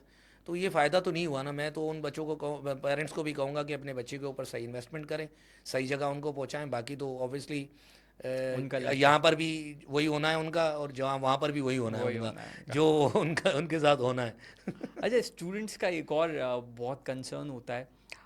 इंग्लिश तो थोड़ी बहुत सबको आती है, लेकिन घबराते हैं स्टूडेंट्स आइल्स और पीटी जहाँ पे आता है कि यार चलो बजट भी हम कर लेंगे, सारी चीज़ें कर लेंगे, लेकिन ये आइल्स कैसे निकालेंगे, ये पीटी कैसे पास करेंगे यार, रीडिंग है, राइटिंग है, लिसनिंग है, क्या करना है समझ में नहीं आता। और फिर वो फ्लुएंसी, क्योंकि सबके काम ऐसे नहीं है कि आप डेली रूटीन में इंग्लिश समझते सब है, लेकिन वो वाली फ्लुएंसी जो है वो नहीं आती। तो उसमें स्टूडेंट्स को क्या करना चाहिए, और कोई ऐसे प्रोग्राम्स हैं कि जहाँ पे आइल्स और पीटी की रिक्वायरमेंट ना हो और इसके बगैर भी एडमिशन हो जाए? बहुत सारी ऐसी कंट्रीज़ हैं जो विदाउट आइल्स विदाउट पीटी के जो है वो, जैसे मैंने शुरू में स्टार्ट किया था budget friendly country Romania. Romania को इंग्लिश टेस्ट दोगे वो एक्सेप्ट नहीं करेगी, वो बोलेगी यूनिवर्सिटी का प्रीवियस इंग्लिश प्रोफिशिएंसी दे दो, सर्टिफिकेट। सर्टिफिकेट दे दो, वही एक्सेप्टेबल है। अब आप कहते हो कि बहरहाल आप क्या, मैंने खुद इस चीज़ को बहुत वो किया है। बच्चों ने जो है वो आइल्स और पीटी को बहुत बड़ी कोई तोप चीज़ समझते हैं। तो अभी डुओलिंगो भी आ गया मार्केट में। अब तो अब ये भी एजुकेशन बिजनेस बन चुका। तो आपको पता है कि पहले तो सिर्फ वर्ल्ड एजुकेशन सर्विसेज की एक एवेल्यूशन सर्विसेज थी, अब तो 15-20 एवेल्यूशन सर्विसेज आ गई हैं। इटली ने अपना सीमिया बना दिया है, हर बंदे ने ये दुकान है हर किसी की। हाँ। अब आ जाते हैं पीटी जो है वो ऑस्ट्रेलियन बेस्ड कंपनी है, आइल्स ब्रिटिश कंपनी है, टॉफिल अमेरिकन कंपनी है, डुओलिंगो एक इन्होंने वर्चुअल टेस्ट निकाला फर्स्ट टाइम, तो वो एक अमेरिकन कंपनी। अब डुओलिंगो लोगों को आसान लग रहा होता है, वजह क्या है, 20,000 रुपये का है। जहाँ अच्छा, 70,000 में होते हैं ना तो वो उनको मुश्किल लग रहा मुश्किल होता लगता है। है, और री अटेम्प्ट करना हो तो हाँ, और मुश्किल और लगता मुश्किल लग रहा होता है, तो वो घुस ही नहीं रहा होता। उसको पता भी है कि वो बहुत आसान है, बहुत आसान है। डुओलिंगो बहुत मुश्किल है। मैंने ये नोट करवाया कि स्टूडेंट जो डुओलिंगो दे रहा है ना वो सिर्फ सस्ते के चक्कर में, और वो बड़ा ज़बरदस्त दे रहा है, कॉन्फिडेंट नहीं, क्योंकि कॉन्फिडेंट है ना, 20,000 रुपये लग रहे हैं मेरे, है। हाँ, 2 बार दे दूंगा मैं, तीसरी बार अटैम्प्ट दे दूंगा, तो वो दूसरी अटैम्प्ट या पहली अटैम्प्ट में ही वो अच्छे स्कोर मार्क्स आ एक्स्ट्रा जाएंगे। ऑर्डनरी, वो आइल्स के बराबर 7.5 के बराबर होता है। तो भाई आइल्स दे दो, आइल्स भी वैसा ही है, 60-50,000 जो लग रहे हैं, लगा भी तो पेरेंट रहे ना, अगर जो लगा रहा है तो उसको भाई, अगर उसके लग रहे हैं तो टेंशन नहीं लो, रिलैक्स होके जो है ना मुझे नहीं लगता है कि पीटी और आइल्स कोई बहुत बड़ी कोई रॉकेट साइंस है, बहुत आसान है। वही जो बचपन से लेकर हम इंग्लिश पढ़ रहे हैं वही है इंग्लिश है। सही। समझ लें वही इंग्लिश के सब्जेक्ट में जो इंग्लिश पढ़ रहे हैं ना, वही रीडिंग राइटिंग लिसनिंग स्पीकिंग, 4 ही मॉड्यूल है ना। रीडिंग राइटिंग सारी दिन जिंदगी हमने लिसनिंग की है, स्पीकिंग की है, स्कूलों में वही हो गई, रीडिंग भी वही हो गई। रीडिंग, अब रीडिंग समझते हैं कि रीडिंग कोई लिखना नहीं, रीडिंग समझना होता है ना, हम्म। रीडिंग ये होता है। फिर स्पीकिंग राइटिंग जो होता है वो एक ग्रामेटिकली ये सारी चीज़ें होती हैं। लेकिन आइल्स एज़ कम्पेयर टू डोलिंगो, अब मैं आपको थोड़ा सा कंपेयर करूंगा। एज़ कम्पेयर टू डोलिंगो, आइल्स और पीटी जो है ना वो बहुत आसान है। लोग फजूल में डर रहे होते हैं कि क्यों, पैसे बहुत ज़्यादा हैं उसके। अच्छा, कंसल्टेंट्स की जहाँ बात की जाए, आपके सामने ही बात कर रहा हूँ, तो बहुत ज़्यादा मार्केट में फ्रॉड भी है। और जब बंदा इस लेवल पे होता है कि वो प्लान कर रहा है कि स्टडी अब्रॉड के लिए मुझे बाहर जाना है, तो फिर उसके पेरेंट्स और दोस्त यार सब ये कहते हैं, यार अगर तुम इतने ज़्यादा एजुकेटेड हो तो खुद अप्लाई क्यों नहीं करते? खुद अप्लाई करके देखो ना, दुनिया खुद जाती है। और जो चला भी जाता है और जो लोग पहुंच गए हैं वो भी नहीं बताते कि यार कौन से सही कंसल्टेंट है मार्केट में। तो फिर बहुत ज़्यादा स्टूडेंट्स और जो ख़ास तौर पे जो अंदरूनी सिंध से आते हैं या पंजाब साइड से, वहाँ स्कैम बहुत है। तो कैसे बंदा जो है सही कंसल्टेंट को ढूंढे? वैसे आपसे ये सवाल थोड़ा अजीब सा है, लेकिन मतलब होता है ना कि यार कैसे बंदा देखे कि यार ये सही कंसल्टेंट है, ये खुद भी कहीं गया है, क्योंकि बहुत सारे लोग खुद कहीं नहीं गए होते और वो आपको हर जगह पहुंचा देते हैं कि बस यार आप तो एलिजिबल हो और पूरी दुनिया आप जा सकते हो, लेकिन वो खुद जो है वो दुबई तक भी नहीं गया होता। तो इस बारे में थोड़ा सा बताएं स्टूडेंट्स के, हमारे देखने वालों के लिए, कि किस तरीके से जो है वो इस स्कैम से आप बच सकें। हाँ, जो पहली आपने बात की कि खुद कर सकते हो, बिल्कुल पहले बहुत ये चीज़ें छुपी हुई होती थी कि how to apply, how to get an admission. पहला तो स्टेप आता है कि पहले तो डेस्टिनेशन चूज़ करो, फिर उसके बाद how to apply, how to choose the university course choice, फिर हाउ टू अप्लाई, फिर हाउ टू प्रोसेस। तो मोस्टली अब कंसल्टेंट को चूज़ करने की बात आती है। चूज़ करने में बता दूं, आजकल ये मोस्ट इन ट्रेंडिंग बिजनेस है। तो ट्रेंडिंग हो चुका है ना बहुत, तो इसमें स्कैमर्स भी घुस गए हैं। तो अब इनको चूज़ करने का तरीका ये है कि सबसे पहले तो आप वाली बात कि खुद ट्राई कर लो, क्योंकि सारा इंटरनेट पे अब बहुत ऑनलाइन है। ट्रांसपेरेंट है, बहुत सारी चीज़ें। यूनिवर्सिटी ने 99% यूनिवर्सिटीज़ और कंट्रीज़ ऐसी होती हैं कि वो खुद कहती हैं कि we do not deal any kind of agent. आप स्टूडेंट खुद डायरेक्टली, ये पोर्टल है, इस पर डोमेन बनाओ, इसमें साइन अप करो, ये अपनी एप्लीकेशन डालो, एलिजिबल हो तो।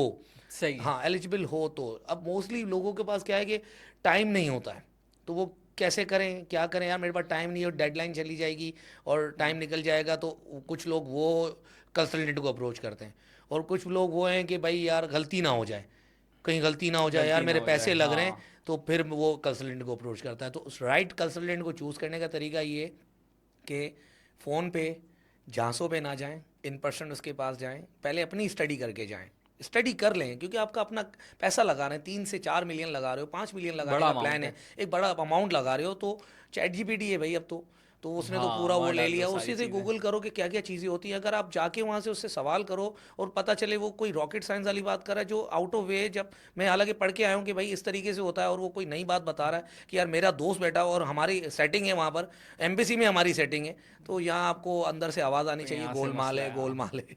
तो अगर हाँ, नहीं आ रही है तो फिर आप लुट गए। लुट ठीक गए, है, हाँ, अगर आप हाँ। लुट गए, क्योंकि अगले बंदे का जो है ना वो इंटेंशन, अच्छा स्कैम जो करता है ना वो इंटेंशनली डे वन से उसका काम होता है स्कैम करना है। तो वो तो प्लान करके आता है कि मुझे 50 स्टूडेंट की खेप लगानी है और गेम करके और निकल जाना है।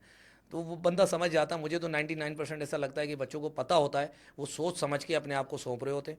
ठीक है, क्योंकि पता है कि भी ये कि ये बंदा जो यार बात कर रहा है मैं लर्न करके आया हूँ, लेकिन हो सकता है यार ये इतना कॉन्फिडेंट नहीं बोल रहा इनका भाई। काम है ये। हाँ, इनका काम है, इतना कॉन्फिडेंट नहीं बोल रहा है यार, ट्रस्ट है ना, ट्रस्ट करो। लेकिन यार शक करना ज़्यादा अच्छी बात है, ट्रस्ट करने से ज़्यादा शक करना ज़्यादा अच्छी बात है। ट्रस्ट करो अच्छी बात है, शक करना ज़्यादा अच्छी बात है। फिर जाके वो जो उसने बात की, एक मीटिंग की, घर पे आए, घर पे आके उसको जो जो उसने बताई वो बातें रीचेक वेरिफिकेशन की कर ली। कि यार ये बातें वाकई में अथेंटिक बातें हैं या नहीं है। अब वो वेबसाइट देख रहे हैं कौन सी, जो उन्होंने खुद क्रिएट की हुई है। पहले हमारे टाइम पे हमने देखा कि चाइना में और इन कंट्रीज़ में वो जो बीच में आई थी स्कॉलरशिप, सीएससी स्कॉलरशिप, तो चाइना की अपनी ऑफिशियल वेबसाइट नहीं है, 4-5 ऑफिशियल वेबसाइटें बनी हुई उन्हीं के नाम से ना, अलग अलग। और वो CN.CN भी आ रहा है उसमें। तो अच्छा। वो समझ ही नहीं रहा वो किसने बनाई हुई है। मैंने बनाई हुई है, इंडियन कंपनी ने बनाई हुई है किसी ने। वो सही उस है। पर वो अकाउंट भी लगे हुए हैं, उसमें पे, वो पे भी कर रहे हैं, पे भी सारी चीज़ें कर पता रहे चल हैं। रहा है गेम हो रहा है वो सारा। तो अब थोड़ा आजकल के दौर में बहुत ज़्यादा ट्रांसपेरेंट चीज़ें हो गई हैं। तो बेहतर ये है कि इमिग्रेशन वेबसाइट देखो। अब हर कंट्री का एक अपना एक डोमेन बना हुआ है, पोर्टल गवर्नमेंट की तरफ से बना हुआ है, उस पर स्टडी कर लो, अपना एक प्लान बना लो, फिर ऐसा एक कंसल्टेंट ढूंढो जो आपको एक रास्ता बताए, वे आउट बताए, बिल्कुल थ्रू आउट, डे वन से डे एंड तक सपोर्ट पे। बाकी मुझे नहीं लगता है कि स्कैमर्स तो वाकई में बहुत ज़्यादा हैं। मैंने इतने स्कैमर्स देखे हैं, इसके 30-40 लाख रुपए मतलब लेके भी बंदा उनसे वो रिटर्न भी नहीं कर पाते हैं यार। वो सेटिस्फाई होते हैं कि मेरे 30 लाख लगे यार, खैर है, वो मेरे नसीब में था, नहीं हुआ मेरा काम। तो स्टूडेंट्स को चाहिए कि उन कंसल्टेंट्स के पास जाएं कि जो ट्रांसपेरेंसी रखें, चीज़ें सामने रखें, सामने और रखे। फिर आपको बताएं, तब आप डिसाइड करें कि ये सारी चीज़ें वैलिड हैं या हाँ, नहीं। और जो पुराने भी हो, अभी आजकल नए भी आ रहे हैं, मैं उनको नहीं बोलूँगा कि नए बहुत टैलेंटेड लड़के आ रहे हैं जो बहुत अच्छा काम भी कर रहे हैं। ऐसा नहीं है कि सिर्फ पुराने कंसल्टेंट उन्हीं के पास जाओ, उन्हीं की दुकान चलती रहे, भाई नहीं, ऐसा नहीं है, दुकान का तो नहीं है। ये कंसल्टेंसी एक बहुत वो बहुत ज़बरदस्त काम है, और बहुत ट्रिकी काम भी है। बच्चों की एकेडमिक करियर होता है वो, पूरा, उसका, हाँ, सारा हाँ, वो उस पे रिलाय कर रहे रिलाई कर होते रहे हैं, होते रिलाय हैं। कर रहे होते हैं। तो कंसल्टेंट कोई ओंगा पोंगा नहीं होना चाहिए, उसको नॉलेज होनी चाहिए। और कंसल्टेंट चूज़ करते हुए उसकी सबसे पहले हिस्ट्री देख लो, हिस्ट्री देख लो, कमेंट्स, अब तो रिव्यूज़ वगैरह ये सारी चीज़ें। हाँ, वो गूगल पेड पे, भी, वो फेसबुक, हाँ, पेड वो भी पेड रिव्यूज़ भी, भी है, पेड बिल्कुल रिव्यूज़ भी ऐसे ही है। करवा लेते हैं लोग अपने आप को, जो लेकिन वो भी स्कैम, पता चल जाता है वो जब भी आप पता। कमेंट्स पढ़ते हैं, तो आपको पता हाँ, चल कमेंट्स जाता है कि पढ़ वो जाता है, कितने ऑर्गेनिक है हाँ, या कितने ऑर्गेनिक इनऑर्गेनिक है, है, एग्जैक्टली। तो उन चीज़ों को थोड़ा सा बंदा मद्देनजर रखे ना और फिर अपना, डिसाइड करे फिर फिर। डिसाइड करे। पुराने कंसल्टेंट देख लें और उनकी सक्सेस रिव्यू, स्टोरीज सक्सेस देख ले, स्टोरीज हाँ। देख लें। आजकल तो यही चल रहा है। हमने जो है 2006 से हम जब कर रहे थे, तो हमने सक्सेस स्टोरी को ज़्यादा फोकस नहीं किया था, लेकिन अल्हम्दुलिल्लाह पेज जब से बना है तब से ही पेज है हमारा, तो उस पर हमें थोड़ा आती बहुत, रहती हाँ, हैं आती अपडेट्स। रहती है, क्यूरीज भी आती हैं। लेकिन बात सही बताओ उसको, ऐसा नहीं कि आपका काम नहीं चल रहा, यहाँ आपको से आपने सुनहरे ख्वाब दिखा दिए। दुकान का किराया निकालना है, बोला यार तेरा भी हो जाएगा, हाँ। और जो अनएलिजिबल है उसको भी आपने बोल दिया एलिजिबल हो, तो ये फिर दुनिया में भी जलील होता है और और आखिरत में भी आखिरत जलील में होता भी। है। मैंने देखा है ऐसे काफ़ी कंसल्टेंट को जो स्कैम्स करते हैं, वो फिर छुपते रहते हैं, वो उनको लॉन्ग टर्म वो फ्रंट पे नहीं रहते हैं। मैं 2006 से अल्हम्दुलिल्लाह अभी तक फ्रंट पे हूँ, क्योंकि मैं राइट काम कर रहा हूँ, रहनुमाई कर रहा हूँ स्टूडेंट की, और ये बहुत बड़ी ज़बरदस्त रहनुमाई वाला काम है। आप किसी को सेटल करो, मुझे तो दुआएं मिलती तभी तो आज तक जो है हाँ, मामला चल रहा है ये। हाँ, तो कंसल्टेंट चूज़ करते हुए जो है ना, बंदे को वो ये सारी एहतियात चीज़ें करें और एहतियात करे सारी कि सारी चीज़ें। चीज़ें देखे, हाँ, सही सही। लाजमी। अच्छा, एक ये बताएं कि कंसल्टेंट जो है, अमाउंट ना बताएं, लेकिन बहुत सारे कंसल्टेंट होते हैं ना, वो बिल्कुल कम पैसे इतने कोट कर देते हैं कि यार बस किसी तरीके से इसको घेर लो। क्योंकि ये सेल्स की भी एक टैक्टिक्स है कि यार आता हुआ पैसा जो है वो रोको नहीं। तो जाते जाते अगर आपको चीज़ें उन्होंने बताई, वो कहते हैं यार बस आप रजिस्ट्रेशन करा लो, 10,000 रुपये दे के चले जाओ। तो फिर केस में आगे जाएंगे, जब एडमिशन होगा, जब होगा तो फिर देखा जाएगा। तो एक स्टूडेंट को इस स्कैम से बचने के लिए, मतलब एक अच्छा कंसल्टेंट आपकी तजर्बे के मुताबिक कितने पैसे लेता है प्रोसेस के, ताकि स्टूडेंट्स उनके झांसों में ना आए? क्योंकि बहुत सारे लोग ऐसे हैं कि जो 20,000 में भी, 25,000 में भी, बहुत जगहों पे कराची में तो बैठे हुए हैं, और वो कहेंगे कि बस आप आएँ। अच्छा, और बहुत सारे क्या करते हैं, वो कहते हैं कि हम तो आपसे पैसे ही नहीं लेंगे, वो एडमिशन फ़ीस में ही आपकी कवर हो जाएगी चीज़। तो एक ये भी एक चीज़ है कि वो भी लोगों को अट्रैक्ट होती है कि यार ये तो बड़ा अच्छा कंसल्टेंट है, ये तो कुछ पैसे ही नहीं ले रहा। तो इस बारे में बताएं कि कम पैसों से लोग जो है वो मुतासर होकर स्कैम की तरफ ना जाएं। मतलब कितने पैसे, क्योंकि ये भी एक काम है, इसमें टीम होती है, इन्वॉल्व होती हैं, और कितने, मतलब एक बुनियादी मिनिमम अमाउंट जो है वो खर्चा जो है खर्चा वो जो कंसल्टेंट ले। कंसल्ट। हाँ, अब आते हैं, ये बिल्कुल बेहतरीन आपने बात की। आजकल जो है कंसल्टेंट ट्रैक करने के लिए आप वाली बात कि एक यूके को लेते हैं, सबसे पहले यूके की मार्केट को लेते हैं, क्योंकि अब कंट्री वाइज कंट्रीज अलग है ना, हर सही। बंदा अपने काम में एक्सपर्ट होता है। अब एक डीजल इंजन का इंजीनियर है, वो डीजल गाड़ियों का ही वो होगा ना एक्सपर्ट, तो उसके पास पेट्रोल भी आ गया तो आने दे वो भी बना लूँगा, ऐसा नहीं होता। अब यूके में जो स्टूडेंट है, यूके का स्टूडेंट में, अब आजकल यूके की जो यूनिवर्सिटीज़ हैं, उन्होंने एजेंट्स को ही कंसल्ट, क्योंकि उनकी एजुकेशन इज़ द बिजनेस ना, उनकी मार्केट है, उनको नंबर ऑफ ग्रेजुएट स्टूडेंट्स चाहिए। तो अब अगर कंसल्टेंट की बात करते हो कि कंसल्टेंसी फ़ीस में एक बजट फ्रेंडली और हल्की फ़ीस, कम फ़ीस, वो कंट्री वाइज अलग अलग होती है, मेहनत होती है, पता होता है कि डे वन से लेकर इसमें मैं कितना काम कर रहा हूँ। अब एक बंदा इंजन बनवा रहा है तो इंजन का जो है वो बनाने वाला। बनाने की जो कीमत होती है वो एक अलग कॉस्ट होती है। सिर्फ वायरिंग करने वाले की एक अलग कॉस्ट होती है। अब वायरिंग करने के और इंजन के पैसे ले रहा है तो समझ में नहीं आती है बात ना। तो वही है कि एक बंदा सर्विसेज दे रहा है, सिर्फ यूनिवर्सिटी से स्टूडेंट को मिलवा रहा है। कंसल्टेंट का असल काम क्या होता है, अब ये भी बता देता हूँ। कम्युनिकेशन करवाना। कम्युनिकेशन गैप ख़त्म करवा देता है। स्टूडेंट घबराता है, यार ये जब मैं जीआई के में नस्ट में एडमिशन लेना इतना बड़ा मसला है, तो ये तो टॉप रैंकिंग यूनिवर्सिटी, तो ऐसा नहीं है। यूनिवर्सिटीज़ असल कंसल्टेंट यूनिवर्सिटीज़ की वेबसाइट पे भी उनकी कोलैबोरेशन का नाम होता है बाकायदा, वो यूनिवर्सिटी को स्टूडेंट्स से कनेक्ट करवाते हैं और हम उनकी कम्युनिकेशंस का आपस में जो है ना वो गैप ख़त्म करते हैं, ताकि स्टूडेंट जो है वो यूनिवर्सिटी से कनेक्ट हो गया। अब उसमें वो उसकी अपनी हलाल उजरत जो राज़ी होके थे, क्योंकि वकील की अगर बात करते हैं, अब इसमें आ जाते हैं वकालत, ये भी वकील ही है। अब एक केस वकील ले रहा है 5,000 रुपये में, वही केस वकील लड़ रहा है 5 लाख रुपए में। तो राज़ी हो के अगला दे रहा है तो वो समझ में आता है। लेकिन अब सस्ते में लेके और उसको घेर लिया, आप उसकी टेक्निक्स भी, ट्रिक्स भी, तो ट्रिक्स को छोड़ो छोड़ो, उसकी वो नॉलेज देखो ना। एक बंदा तुम्हारा केस ले रहा है, तुम एक बंदे के पास जा रहे हो, खुद क्वालिफाइड हो, और अगले बंदे को तुम दे रहे हो जिसको समझ ही नहीं आ रही है बात की, और आप उसको बस, उसने आपको ये दिखा दिए, वो फोटो दिखा दी, ये देखो मेरा, मैं कई कंसल्टेंट के पास जो है ना स्टूडेंट बन के 1-2 बार जा चुका हूँ। तो थोड़ा सा दिमाग और कान और आँख खुले रखनी चाहिए। तो वो मुझे ट्रिक कर रहा था। ट्रिक कैसे कर रहा है, वो मुझे बता रहा है कि ये देखो, ये चाइना का जो वज़ीर है ये मेरे पास आया था और ये कुर्सियाँ उसने मुझे दी हैं। फिर वो फ़ोटो दिखा रहा है, ठीक है, ये परसों परसों मुझे मुझे दिए हैं, हम बैठे हुए हैं वहाँ पर उसी कुर्सियों में, और वो अच्छा। मुझे बता रहे हैं ये चाइना का वज़ीर आया था, उसने मुझे दिए हैं। लेकिन फिर अचानक वो दिखा रहा था, वो 2017 की फ़ोटो, तो उसमें भी वो कुर्सी पड़ी हुई हाँ हाँ हाँ हाँ है। हाँ, अच्छा तो अच्छा। मैंने उसी वक्त उसको पकड़ लिया, मैंने कहा अच्छा चलो ठीक है, हाँ सुनते रहा सुनता रहा सुनता रहा। लेकिन पता चल गया, आप उसको मुंह पे क्या बोले, वो तो बना रहा था, लेकिन आप नहीं बनो, आप आगे चले जाओ, या तो फिर बेहतर है कि उनके हंटिंग स्कैम कर में आ देना। गए हाँ, हैं। वो स्कैम पे फंस जाता है। लेकिन चौकन्ना रहना चाहिए। बाकी स्टूडेंट्स अपना जो है ना वो अच्छा भला खूब जानता है, खूब जानते खूब हैं वो। जानता है, ये तेज मुझे हो गए अंदाज। स्टूडेंट्स अब। हाँ, अब जो है बच्चे बन चुके हैं, स्टूडेंट्स को पता है कि कहाँ जाना चाहिए। बाकी मोस्टली जो है वो आजकल जो है वो रिकमेंडेशंस पे ही चल रहे हैं कि सही। यार इस बंदे से मेरा काम हो गया, तुम इसके पास चले जाओ। तो बिल्कुल सही है कि ये। रिलायबल हाँ, है, ये रिलायबल है, पहले भेज इनको चुके हैं, गो इनको एड। पता अब है। उसका, अब पता चला उसका नहीं हुआ। मेरे पास ऐसे भी एप्लीकेंट्स हैं, जैसे एक बंदा आया, वो अपना अच्छी खासी प्रोफाइल लेकर आया, उसको मैंने प्रोसेस कर दिया, वो 3 बंदों को और ले आया, खुद का नहीं हुआ, उन 3 बंदों का हो गया, तो उसके नसीब में सफ़र नहीं नसीब लिखा में। था। सही। ये नहीं कह सकते कि मेरे साथ स्कैम हो गया। और ऐसा भी होता है कि काम हो गया, अल्लाह ने करवा दिया, नहीं हुआ, तो आपने आपने हाँ नहीं हाँ हाँ करवाया। ऐसे ही है बिल्कुल। तो ये अब ये कुछ तो नहीं कह हर सकते। फील्ड में हर है ये। फील्ड में ऐसे ही है। अच्छा, एक तो ये भी यहाँ पे बहुत ज़्यादा है कि कंसल्टेंट जो है वो पूरी दुनिया में आपको भेज रहे हैं। लाइक इमिग्रेशन में भी एक फ़ोन उठाते हैं, वो बोलते हैं आपको ऑस्ट्रेलिया भेज देते हैं, एक उठाते हैं आपको यूके भेज देते हैं। तो एक बंदा इतनी सारी चीज़ों में कैसे एक्सपर्ट हो सकता है? तो किस कंसल्टेंट को ज़्यादा प्रायोरिटी देनी चाहिए, कि जो स्पेसिफिक कंट्रीज़ में काम कर रहे हैं, या वो कंसल्टेंट जो सारे मुल्कों में भेज रहा है? क्योंकि पोस्टें अब तो चलती हैं ना, अगर एक कंसल्टेंट ने एक मुल्क में भेज रहा है और वो उसने फेसबुक पे बैनर चला दिया तो हर कोई वही फॉलो ट्रेंड करने लगता है।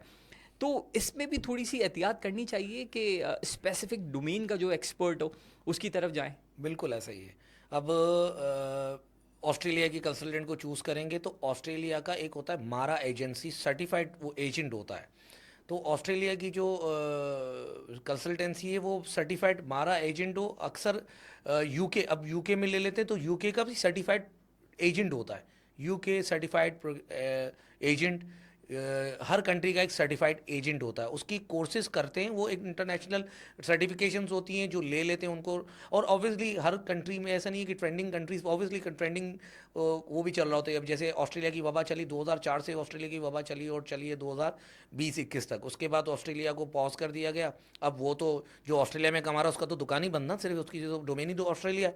हाँ। हाँ, तो उसकी तो दुकान ही बंद, क्योंकि मेरा तो काम ही ऑस्ट्रेलिया था नहीं। लेकिन यह प्रोसेस सबका तकरीबन सेम होता सेम है, है। सेम होता है। पर अब आजकल इन्होंने जो इंटरनेशनल, जो बहुत बड़ी एजेंसीज हैं, आईएसएफ हो गई, बहुत सारी ऐसी एजेंसीज हैं जो इंटरनेशनल एजेंट्स को ट्रेन करके उनको एक सर्टिफाइड करती है। वो सर्टिफाइड उनके पास ऑनलाइन रजिस्ट्रेशन, जैसे अभी आप ओवरसीज एम्प्लॉयमेंट के पास जाएंगे, अब कोई वर्क परमिट बेच रहा है और उसका आपने देखा कोई नंबर है ऑनलाइन, ओवरसीज एम्प्लॉयमेंट पे सर्च किया, वैलिड है तो जाओ उसके पास, वैलिड नहीं है तो वो स्कैम है, वो तो बेवकूफ़ बना रहा है ना ऑब्वियसली, वो झूठा उसने सर्टिफिकेट लगा। अक्सर आप चले जाओ, दीवारें भरी हुई होती हैं, ये एजेंट हाँ। वो एजेंट, ये एजेंट वो एजेंट, फोटो ले लो जाके, उसको गूगल कर लो, क्योंकि अब तो आसान हो गया डोमेन, खुद ही सर्च कर लो कि किसके पास जाना है। यूके के एजेंट के पास जाना है तो यूके की यूनिवर्सिटी देखो, जिस यूनिवर्सिटी की वो बात करा कि हम इसके सर्टिफाइड है, वेबसाइट पे जाओ, वहाँ पर भी एजेंसी में नाम आ रहा है तो गो हेड। अदरवाइज आपको समझ में आ जाएगा कि भाई ये तो झूठ बोल रहा है। समझ रहे हैं? तो हर बंदा अपने काम में माहिर होता है। लेकिन कंसल्टेंसी लाइन ऐसी है कि तकरीबन घूम फिर के जो है ना, कान यहाँ से पकड़ो या वहाँ से पकड़ो, बात एक ही वही है। बात है। क्योंकि एकेडमिक गेटवे कंसल्टेंट कोई रॉकेट साइंस तो नहीं है वो, और कोई बहुत बड़ी वो नहीं गेम कमा रहे होते हैं। स्टूडेंट कंसल्टेंसी दे रहे होते हैं, तो स्टूडेंट बैचलर्स वाला मास्टर्स में जाएगा, मास्टर्स वाला जो है पीएचडी में पीएचडी जाएगा, में जाएगा। इंटरमीडिएट वाला बैचलर्स में जाएगा। तो रिक्वायरमेंट तकरीबन हर कंट्री की सेम है। आप बस पर्टिकुलर रिक्वायरमेंट होती है, स्पेसिफिक रिक्वायरमेंट होती है, वो स्पेसिफिक में एक्सपर्टीज़ होती है। अब जैसे आजकल वाकई में ये ट्रेंडिंग वाली बात आ गई कि यार चलो स्टडी इन इटली, चलो मैं भी चूरन ये हाँ, शुरू कर वही देता शुरू हूँ। कर दें। हाँ। हाँ, वो चूरन मैं भी बेचना शुरू कर देता हूँ 10-15 में भी। हाँ, इसके लिए मैं आपको कहूँगा कि उनकी उनसे उनके पास विज़िट करें, विजिट करने के बाद उनके पास उनकी सक्सेस स्टोरी देखें। और मोस्टली तो वो काफ़ी चीज़ें होती कॉन्फिडेंशियल भी होती है, हम नहीं शेयर करते हैं किसी की सक्सेस स्टोरी को, ब्लर कर देते हैं या फिर उससे पूछ के, उनसे अगर सक्सेस स्टोरी शेयर करने का मौका मिला तो हम उससे पूछ के करते हैं, नहीं तो हम, ये कॉन्फिडेंशियल चीज़ें होती हैं, शेयर नहीं किया जाए। अक्सर लोग बोलते हैं नंबर दे दो, कॉन्टैक्ट दे दो जो आपने बंदा भेजा है, तो सही, हाँ। हाँ, जो आपने नंबर बंदा भेजा है उसका कांटेक्ट दे दो। तो हम अच्छा कंसल्टेंट होगा तो वो बोलेगा भाई मैं पूछ लेता हूँ, अगर वो आपको रहनुमाई कर सकता है तो मैं पूछ के उससे आपको दे दूंगा, वरना ऐसे ही नंबर दे दिया और बंदा अगला बदजन हो गया, उसने बोला यार मुझे कहाँ फंसा दिया भाई, मैं तो, हाँ, मैं खुद तुम्हें कितने स्टूडेंट, दिन के फोन आना शुरू हो हाँ पता जाएंगे। नहीं कितने दिनों के फ़ोन आ जाने वो शुरू। खुद थोड़े दिनों में कंसल्टेंट बन जाएगा। तो यही होता है सीन, कि कोशिश करे कि बंदा जो है अपना सर्टिफाइड एजेंट को पकड़े। सर्टिफाइड ट्रेंड एजेंट जो होते हैं, हर कंट्री का एक पर्टिकुलर डोमेन होता है हर कंसल्टेंट का, जिस डोमेन पे अभी आजकल ट्रेंडिंग चल रहा है। जैसे 3-4 साल से मैं तो कर रहा हूँ 2006 से, फिनलैंड स्वीडन फ्री एजुकेशन था तब, तो मैंने इसी डोमेन को थोड़ा सा फोकस रखा, क्योंकि यूके बहुत अनअफोर्डेबल था लोगों के लिए, तो फिनलैंड को मैंने इसी पर फोकस किया। मुझे एक्सपर्टीज़ थी, मैं 2006 से कर रहा हूँ, तो ऑब्वियसली हर बंदा अपने काम में माहिर होता है। 2006 से काम करने वाला बंदा तो अपने काम में माहिर ही होगा ना। माहिर होगा, अब 20 साल हो गए। 20 साल हो गया, 15 दिन वाला जो बंदा, वो उसने अचानक देखा कि यार चल ये ठीक है, मैं खुद अप्लाई किया और रिफ्यूज़ हो गया, मुझे पता चल गया कि चलो 4-5 बंदे मैं भी ये घुमा सकता हूँ, तो वो एक अलग ट्रिक है, वो अब एक स्कैम ही है। तो उसके लिए जो है ना, मैं बस स्टूडेंट्स के लिए जो है यही रिक्वेस्ट करूंगा कि भाई अपने जो है वो जिसके भी पास जा रहे हो उससे पहले विजिट कर लो, देख लो, तुम्हें अपनी पहले तसल्ली स्टडी, हो जाए, और अपनी, हाँ, उसके अपनी बाद अपनी स्टडी करो, अपनी स्टडी लाजमी करो, अपनी स्टडी करके जाओ पहले, इन्फॉर्मेशन। और और पूरा उस पे भी डिपेंड ना करो कि वो हाँ, जो बोले बस वही सही वही है। करना है। हाँ, बाकी कुछ कंसल्टेंट ऐसे होते हैं, हाँ, अब पशु का ये भी होता है कि वो इतना डस खाए हुए होते हैं, इतना डस खाए हुए होते हैं, सही बंदा मिल जाता है उसको वो झूठा लग रहा होता है। तो आजकल ये भी बड़ा ये मसला भी है कि इतने मसला है। नकली मिल गए हैं कि असली पहली बार मिल रहा है तो वो नकली लग रहा है, ठीक है, क्योंकि सारे नकली थे। तो अब उस पर भी अब क्या कर सकते हैं, अब उसके लिए कोई ऐसा डिवाइस आ जाए हाँ, जो कोई, चेक हाँ, लाई डिटेक्टर चेक कर ले। डिटेक्टर, तो वो मुमकिन है, लेकिन ऐसा अभी आजकल के दौर में नहीं कह सकते। आज तक कोई ऐसा आला नहीं हाँ, है। आला नहीं आया, ऐसा कोई आला नहीं। अच्छा सर, बहुत सारे लोग हैं जो 40+ हो गए, तो उनके लिए कोई चांसेस हैं? क्योंकि 50+ में तो इंसान बोलता है नहीं यार अब तो बस चल चलाओ का टाइम है, लेकिन 40+ वाला फिर भी बोलता है थोड़ी सी जवानी बाकी है। तो क्या उसके लिए कुछ ऑप्शंस होते हैं, या बस अब वो पाकिस्तान में ही नहीं नहीं, बहुत ऑप्शंस हैं 40+ वालों के लिए, तो हमने यही तो चीज़ें क्रैक की हैं। 40+ वालों के लिए भी ऑप्शंस हैं, इवन 50+ वालों के लिए भी ऑप्शंस हैं। मैं हमारे अच्छा। पेज को देखिएगा अभी सक्सेस स्टोरीज में, तो कई ऐसे एप्लीकेंट्स हैं जो 40+ हैं, उनका भी गेटवे बन जाता है वोकेशनल प्रोग्राम्स, क्योंकि ऐसी कंट्री जैसे फिनलैंड है, फिनलैंड में जेंडर गैप बहुत ज़्यादा था, तो वो 5 मिलियन आपस में थे। अब उनके पास इमिग्रेंट्स उन्होंने खोले, इकोनॉमी के चक्कर में इमिग्रेंट्स टूरिस्ट पॉइंट भी उन्होंने बनाने की कोशिश की, टूरिस्ट आना शुरू हो, तो अब वहाँ पर जो है वो स्किल शॉर्टेज भी है।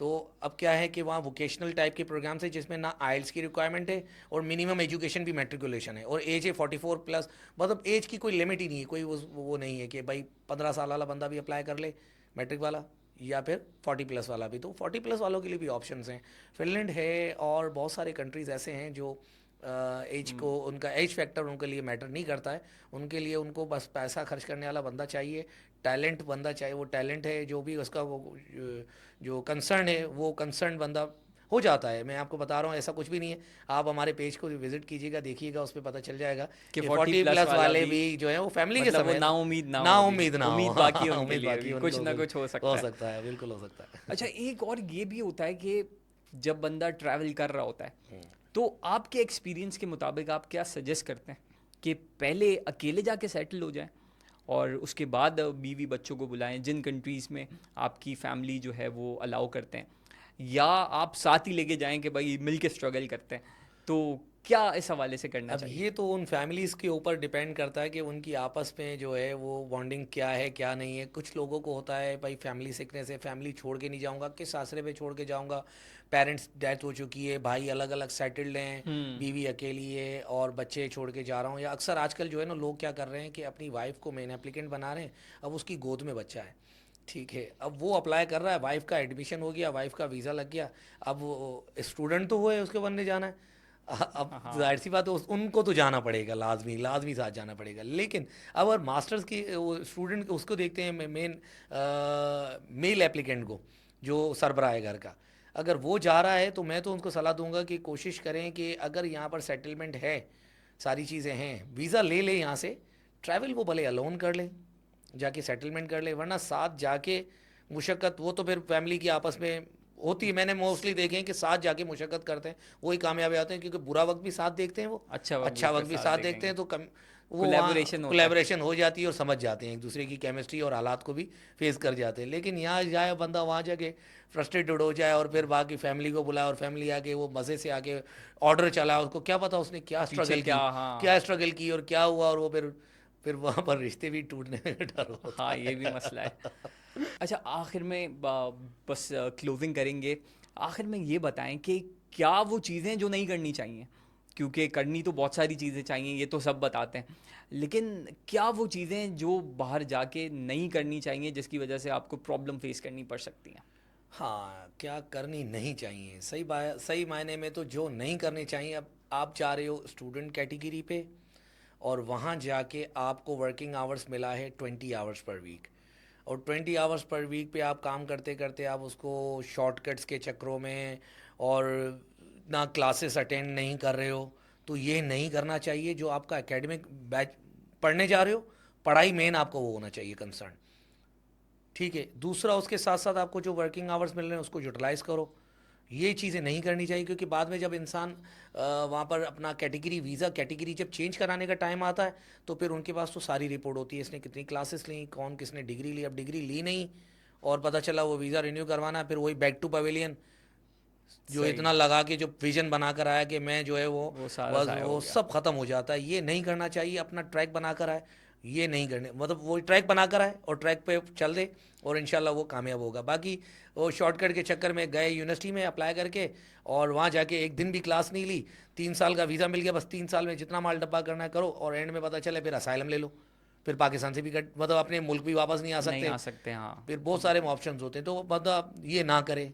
पहला ऑप्शन जो होता है वो आखिरी ऑप्शन होता है, उसको पहला ऑप्शन बनाते हैं। आखिरी ऑप्शन तब होता है जब बंदे के पास कुछ कुछ नहीं बचता है, नहीं है। कश्ती है, तो फिर तो चलो एक उनके पास एक असाइलम काउंटर है कि भाई वो असाइलम काउंटर होता है प्रॉपर्ली, ऐसा नहीं कि असाइलम के लिए कोई अपने आप को जेल डालना पड़ता है। ये सारी चीज़ें, भाई मुझे ये नीड है, मैं मेरे साथ ये मामला हैं और मैं नहीं जाना चाहता हूँ, तो एक वो तरीका होता है उसका, एक वो भी आखिरी ऑप्शन होता है। लेकिन बंदा जो है ना, जो जिस कैटेगरी या जिस कैटेगरी ऑफ वीज़ा पे वो जा रहा है, तो वो वो एटलीस्ट वो प्रॉपरली पूरा पूरी करे। पूरी करे, मतलब एडमिशन लेके जा रहा है तो पढ़े। वर्क परमिट का तो अभी आजकल बड़ी वबा चल रही है, वर्क परमिट भी स्कैम्स चल रहे हैं, ठीक है। वो नसीब की बात है जिसको वहाँ से डायरेक्ट ऑफर आ जाए, तो मैंने बहुत कम केसेस कम देखे हैं। मैं रेयर तो केस है। 2006 से देख रहा हूँ मैंने वर्क परमिट भी, आजकल वर्क परमिट की बहुत स्कैम्स चल रहे हैं और लोग चाहते हैं कि डायरेक्ट वर्क हो जाए, तो उसमें लोग बहुत फंस रहे हैं। तो ये ना करें, कोशिश करें कि वर्क परमिट के झांसों में तो ना आए। अगर वर्क परमिट में कोई बोल रहा है कि आपको 3,000 यूरो की नो सैलरी है, 2,000 यूरो की, और कितने में काम कर रहे हो, करवा के दे रहा हो 20 लाख रुपए में, एडवांस में 5 लाख रुपए लूँगा और 15 लाख रुपए काम होने के बाद, तो 5 लाख तो गए। क्योंकि कौन बेवकूफ़ होगा 2,000 यूरो 3,000 यूरो में, आपको 3,000 यूरो जाते ही पहले महीने की सैलरी 10 लाख रुपए, आधे तो तो वहीं बीस पूरे हो गए वो। वही हो गए, तो 20 लाख रुपए वो कैसे काम करवा कैसे के दे रहा करवा है। के तो ये देगा? भी थोड़ा सा ध्यान इससे भी लगाए, बचना चाहिए। इसने भी बचना चाहिए। सर, बहुत शुक्रिया आपके टाइम का, और बहुत सारी सवाल आपसे किए, और यकीनन बहुत सारे सवाल रह भी गए होंगे। तो ये पॉडकास्ट देखें आप लोग, और अगर आपको लगता है कि फ़र्दर भी कुछ आपके सवाल आते हैं, तो सर की जो कंपनी है उसका लिंक हम दे देंगे डिस्क्रिप्शन में, वहाँ जाके आप इनके पेज पे, इनके नंबर्स पे आप रब्ता कर सकते हैं, कमेंट में भी पूछ सकते हैं, और अगर आप लोग पसंद करेंगे तो फिर एक बार फिर हम ज़हमत देंगे सर को, अगर आपके बहुत ज़्यादा सवाल होते हैं। तो आज के इस पॉडकास्ट को हम यहीं पे क्लोज़ करते हैं और इजाज़त चाहते हैं। अल्लाह हाफ़िज़।